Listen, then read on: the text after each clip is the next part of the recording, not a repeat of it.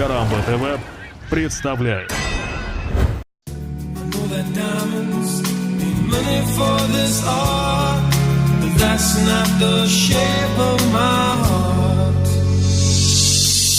Я Леон, профессиональный киллер. Стреляю день ото дня по людям, словно в тире. Не знаю, что значит любовь, не любил ни разу. Как машина выполняю заказ за заказом.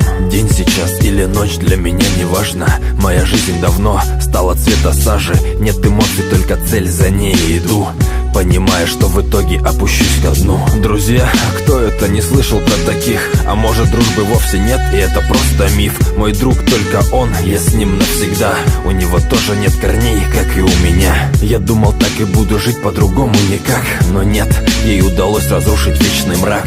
Позвонила ко мне в дверь, попросила о помощи. Я не смог ей отказать, увидев взгляд тонущий. Я никогда не забуду блеск в ее глазах. Я никогда не забуду улыбку на губах.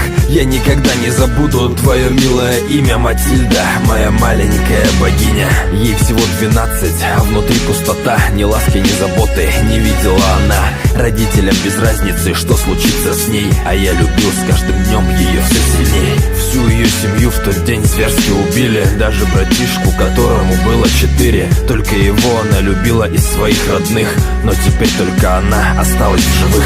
Жажда мести у нее была на пределе. Она хотела стать киллером и быть в деле. Как так вышло, не пойму, но на следующий день мы лежали на крыше, целясь с винтовки в людей. Кто-то меня обвинит, кто-то меня осудит, но Бог меня накажет и просто так не отпустит. Не будет хэппи-энда, в конце не будет улыбок. Все как в жизни, понаделал кучу ошибок. Для какой-нибудь книги история хороша.